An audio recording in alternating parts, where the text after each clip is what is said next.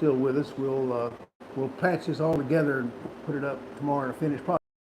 But so if a dog is not equipment oriented without a muzzle, then he won't be equipment oriented with a muzzle. right. But if he's equipment oriented with a muzzle, without a muzzle, it doesn't change anything. I'm getting at. Yeah, it doesn't change a thing. The dog's still seeing all the cues that he knows means he's going to get to play his game. Now, if you do scenarios off-site or somewhere else, Well, that's the only way to really make sure. But even then, you're going to have a sleeve or a suit on the guy, or when you use your muzzle, or you start training him from the get. Now, here's how Mr. Almy did it. I'll explain how he's done it, and the advantages and disadvantages. First, like I said, he starts when the pups are pups. He doesn't do any advanced work. All his obedience work is done with a muzzle. When his dogs go for walks, they wear muzzles. This muzzle is a part of their everyday life. so it's just like wearing a collar. Yep, exactly. He starts agitation when the dogs are wearing a muzzle. They've been wearing it all along. There's two reasons for that. First, we don't want this muzzle to have anything to do with attacks and threats. Second, we don't want the dog, and this has happened to me on more than one occasion. Old David Niederhouse, where's his picture? This gentleman up here in that plaque with that big shepherd saved my butt. We muzzle worked his dog, and what happens is, if they have a dew claw, for any of you thinking about using a muzzle, I'll tell you how to avoid this. But remember, if they got a dew claw, and this is the most secure, this is a German basket. Most of the ones we have today are not this safe. But a dog will, if he's not used to it, will push and grab a dew claw, grab right there, and they'll slide it right off their muzzle. And then once that's happened, because if you're working a dog properly, when he hits you, you've got to reward every positive behavior. So when that dog hits you, launches and nails you, and you want him to get you high, you're going on the ground. Okay? And they should be right on top of your butt. Well, not your butt, actually your face, so the other end. And what can happen with Nero, is he just smart dog. He run his dew claw on the side of this and pops it to the side of right off his mouth. I'm laying underneath him in a t-shirt, and yeah. Okay, go ahead and continue. Okay. Buffered again. When he's going to wear that does two things for you. First, it tells you that he's not in any way, shape, form, or fashion associating this muzzle with bite work. There it is. Yeah. And now you can start, if you don't want to use a suit or a sleeve, you can do all your training with this muzzle. You never have to worry about, is he civil? So it's like if you got a tracking dog and you put his vest on, the dog knows he's tracking. Yeah. Or agility dog and you get those water harnesses or whatever, they know what they're going to. That equipment is associated with that. Exactly. And this way here, it's just another part of his ensemble every day. Yeah, his ensemble. His collar and his muzzle. Yeah. He goes out. Yeah. Doesn't think twice about it. Exactly. Now when you start working him in bite work, it's all serious every time. Does it make the dog want to bite harder? Oh yeah. Heck, Yeah. He can't get you. Got it. You got it right there. But when he does get you, Oh, he gets you. The first thing I figured out on my own was just that they get frustrated. So my routine for any dog who doesn't really bite, doesn't really get into it, I've always put them in a muzzle. And what you do is you let them hit the guy a couple of times. Now remember, there's no way to go through everything you do in a muzzle here tonight, but the minute that dog hits the man, makes contact, you've got to make every move that's correct successful. So in a bite, you could slip the sleeve and let him win it, okay? You don't have a sleeve. So what you're going to do is when they hit, and they should be hitting upper chest, when they hit, you go to the ground immediately, all right? And where were we going with that? bite harder. Once they're on the ground, you can switch with your maneuvers from prey to defense, whatever the dog needs. Initially, you're going to keep them in defense drive, okay? And they are just going to get so PO'd because they're bumping you and they're hitting you and they're fighting you. They're doing everything you can, and they can't get a hold of you. And then the handler pulls the dog back. The agitator jumps up, maybe puts on a jacket, maybe puts on a sleeve, maybe just pulls out a sack, anything. And the handler pops the muzzle off the dog, and when this dog bites, he's going to leave scars on your grandchildren. Mm-hmm. So the intensity you can build with a muzzle is amazing, and I think that's what most people in this country use the muzzle for, is that intensity. So you do muzzle training, and you don't center that whole setup you said there, and you let them bite. You pull it off. The dogs are learning creatures, right? Oh yeah. So when you put the muzzle back on another time, will he hit his heart? Pop. Oh, well, he hit his heart. Oh yeah. But he'll know the muzzle's on there, but he ain't gonna get a bite till. Yeah. So you're associating the reward with the falling over and the building up. You're building him up. Right. Well, I got it. And plus, when you're on the ground, there's things you're doing. The way you roll, when you're rolling, all of these things are just building intensity in the dog. You can build prey drive, you can build defense drive, and now he's operating in drive. That means it's all hormones that have taken over his movements. And this is where I see a lot of people say, well, now he's in civil and now he's in defense. And Civil. you know, yeah. Once a dog hits prey drive, he can't help it. He's going to chase that rabbit. Once he hits defense drive, he can't help it. He's going to bite that grizzly bear. So once you've reached this level of excitement that he's hitting you in this, all you're going to do is build either one of the drives. You don't have to. He can't help himself. Another beauty of this. Now, here's one little tip. If anyone wants to go out and try this. If you want to get out and try the muzzle work properly without suits or scratch pants, you put this on your dog, and hold that. Well, thank you, Scott. Get you another. You can get just a small strap or whatever. You can get two end on each. You can get a double-headed snap.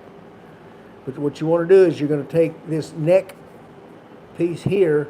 You're going to put your strap around it, and then, around your dog's collar. Then you're going to take up here, and you're going to pull the two together. So you're going to fasten this to his collar. Now, when he pushes it, if it's all fitted right, it can't go anywhere. Because I figure once you let him have the bite and he figures out. Yep. If they ever get it, we never could work Nero a second time in a muzzle. Because he was popping that muzzle off before he jumped to knock me down. And it's not a comfortable feeling. No. So, like I said, tie your muzzle neck strap to your collar. Make sure they're good and snug. Now, here's another advantage that you can get wearing a muzzle. Once your dogs have been used to nailing the guy and winning the fight, you don't have to give them a reward bite. The guy jumping up and running away is plenty of reward in the dog's mind because they're not fighting in prey drive. They're fighting in defense is higher than prey and when you get to muzzle work because they're taking it serious. So if they can run the grizzly bear off, Game over. yeah. Yeah. Now, where else does the muzzle work have an advantage? Well, let's talk about that always frustrating, ever hard to train release, the out command. I'm sure some of you out there, if you're listening, you've struggled, with that one hard-headed, the dog whose prey drive was really so high you just couldn't get through to him. And he would not out no matter what trick you played on him, no matter how many times you shocked him. In fact, you shocked him enough, he just gets worse and worse and worse. Scott's grinning. Yeah, that's what I'm thinking of. So if you have a muzzle, if you trained your dog on the muzzle, You send him just as, first off, in defense, they're easier to out than they are when they're all in prey drive. Okay? So you've threatened him for real. He hits the bad guy, floors the bad guy, fights him a little bit, because you've got to have a fight in there. But this time, instead of the bad guy getting up and running off, you go up to your dog while he's still fighting him, while he's got him on the ground. You tell your dog out, and you simply pull him back, tell him to sit. He's wearing a muzzle. He ain't holding on to the guy. He ain't got no choice. You're building a. Huh? You're building a. Yeah. You're building that reaction. Right. And you're immediately getting exactly what you want. The minute you pull him away, he's like looking at you going, hey, we ain't finished. And you go, sit. And he sits, if you have to correct him a little bit. And then your agitator, who while you're getting this dog to sit, has slipped a sleeve on, you say, sick him. And now he gets his bite. And you work him a time or two like this, and you say, out, put him in a sit. The guy jumps up, pop the muzzle off, and he nails him. Now, when he bites anybody for real, say out, that dog's gonna just turn back and go, yep, because the real fight's coming, the fun fight's coming next. You condition him that way. Yeah. Yeah. Yep. So there's a lot of things you can do with a muzzle besides proofing them for being civil. You know, it's just think about it a little bit and think. It's actually for me, for guard dogs, and Mr. Army, I know with his dogs he trained, for the Mounties, it's not about that initial bite. We can always get a dog to go bite something. It's really about how they fight after the bite. Are they capable of controlling the man? And so the muzzle gives you a chance to teach a dog all sorts of fighting intensity if you know how to work on the ground. You brought something up there because all you see right now is the bite. Everybody's worried about the bite. And a lot of people, you don't see a lot of after the bite. No. It's all about the bite. It's about the dogs, but it's all about the bite. Yeah. And once the bite's over, it's all they're looking for. Well, and anymore, what I've noticed is if they do anything after the bite, it's they pick up the dog, walk around with him, run him into a wall. You don't see very many. You see a lot of all the bites, right? Mm-hmm. But you don't see. There's some out that do it. There's the outs. Yep. And the guards. You know. Sure. And the call-offs and the rebites. Yep. With the covers. Yep. All are associated after the bite. Right. So we'll have to go and do a podcast on what happens after the bite. How do you get your dog to rebite, control it, and have him do what you want? Mm-hmm. Because once he's won the fight, once he's got the guy down and he's biting, he doesn't keep biting, right? Right. There's guard, looking at other perpetrators or, Mm-hmm. So that's what just came to my mind because we do a lot of work with after the bite. Right. The bite's the fun part. It is But the after fun that, part. after that, it's okay. Where do we go from here? The road's not done yet. No, it's not. You still got a few miles to go to El Paso. That's right. You just left Fort Worth when you That's hit the right. bite. So Yep. anyway, So if you think about it, there's not, even your obedience is better with a muzzle. does it help the dog focus? Yeah. Yeah. And for those of you who are taking a dog out for the first time for this muzzle to prove that they're civil or that they're not equipment oriented, most dogs will jump up and hit somebody in a muzzle. But think about it. If you take them out on the field for the first time and throw this muzzle on them, you have just done the equivalent of taking a boxer and tying his hands behind him and then telling him to get in the ring and fight. So you've been practicing on your canine work before you put the muzzle on. Yeah. So the dog has already got his routine. He knows what he's there for. He knows how far away he is from the place, right? Right. So he pulls on the field. Okay, I'm getting in there. I'm going to bite this sucker. Do a little bit of stuff and put the muzzle. You don't get to bite. Right. So what? You either get a dog that totally stops and turns around and looks at you and says, "What the hell?" 80% of the time, 90. I'd say a lot. I don't know. No, that's I've never done that. well, Yeah. I'm just saying. Yeah. So that's why I said you condition them to the muzzle before you ever go use it as a tool either for evaluation or for bringing up the intensity. Right. Well, even the evaluation, you can't use it on the field. No. You can or you can't. No. Why would you? Don't ask me, but that's Because what I you'll see get out there and everybody doing say, it. this dog is civil and he's not gonna. Well, yeah, but the dog knows you're doing all the same moves, you're in the same place, so the dog is doing the. Right. Yep. So you exactly. probably go somewhere. Go to one of my construction sites, jump out of one of them rooms, and right. Yeah. You go to a place where the dog is not familiar. Right. That adds another level of strangeness. Yeah. So now the dog's really got to think about it. Right. He's not on cruise control. Right. I mean, you go to the facility to train. You know what's going on. Right. But you get him out in the middle of nowhere and someone jumps out. Now you're testing. Might be your same agitator, but I mean, home invasions have been there, and the dog will actually working out here. Dog bites like crazy. Good dog biting outs, everything else. You break in the house and the dog will stop. The first time usually they'll stop and look at you. Look at their owner to make sure it's okay to go. They don't know what to I'm do. just trying to make a comparison if you go to prove, Yeah. you know. Yeah. They don't know. Scott's done that. Yeah. Been there. I was like, yeah, you damn fool, go get him. And it takes one time, because you go back later and try it, that dog's on your, like a fly on what you get. I mean, they get you. Anyway, they're just trying to make comparison there.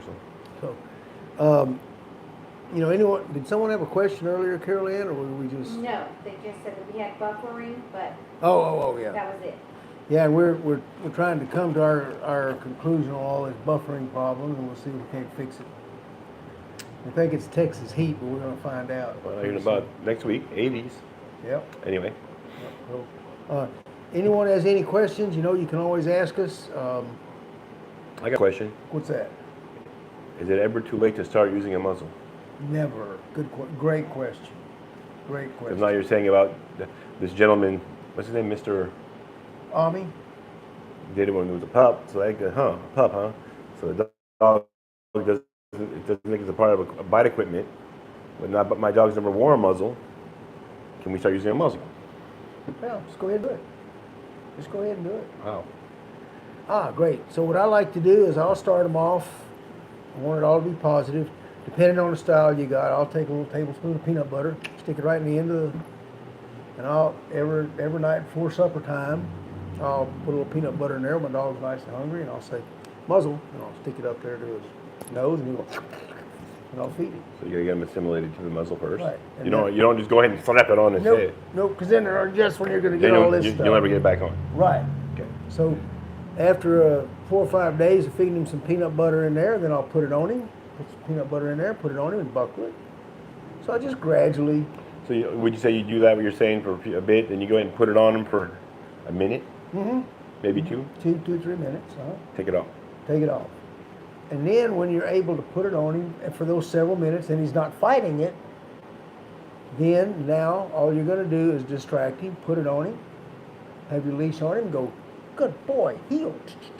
Walk 4 or 5 steps, stop when he sits, take off the muzzle, praise him, pet him, give him a treat, whatever.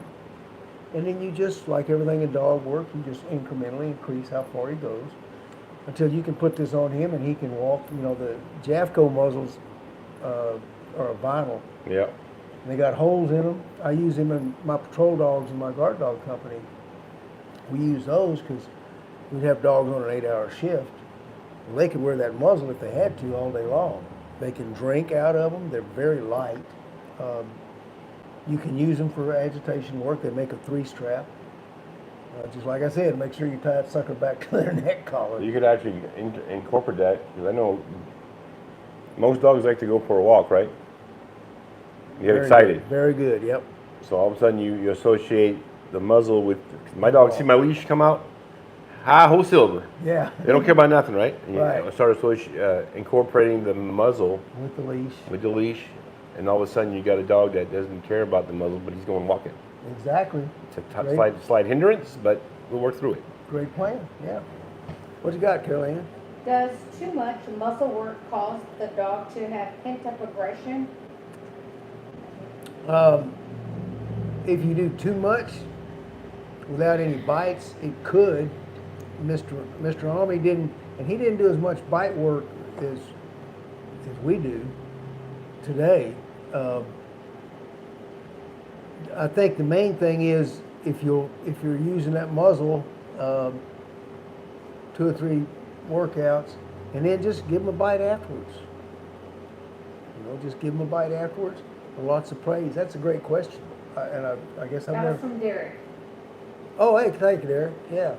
Yeah, but if you incorporate the muzzle into his lifestyle, like if you're gonna do it, Mm-hmm. and like say go for a walk with it, I can see it might give him aggression, but then again, it might not. I think if you're doing that, Scott, But if you're just using it for training and not incorporating it in his everyday life, then you have a problem. when you start using a muzzle, you just don't put it on when you're coming to train. Right. You have to incorporate it in a lifestyle type Yep, thing. yep. Not all the time, but if you're gonna think you're heading that way to train for civil, you kind of do have to incorporate it in his obedience and his everyday life. Glad you pointed out. And remember, like I said earlier, that I forgot. Scott reminded me just then. When you're working this muzzle, when you take your dog back, tell him to out and sit, and he sees this grizzly bear, this adversary he was fighting, sees him get up and run away, that's as relieving and rewarding to the dog as the bite. So, it probably won't cause that much aggression if you'll do that. Just make sure he knows he won. That's the That doesn't hurt to give him a bite after though. No, absolutely not. I love to. Yeah. Them, Especially if I got a. when you got nothing to do. Well, if you got a soft sleeve, maybe a puppy sleeve, and some decoy you don't like, just throw him that puppy sleeve. And just a thought. Not that I'd ever do something like that to somebody, but anyway. What do you think, Scott? I think we need more muzzle work in our life. There you go. You don't see enough of it, and properly done, properly maintained, properly started first, maintained. It's another tool in your toolbox. It's another tool in your bag of tricks. Yeah.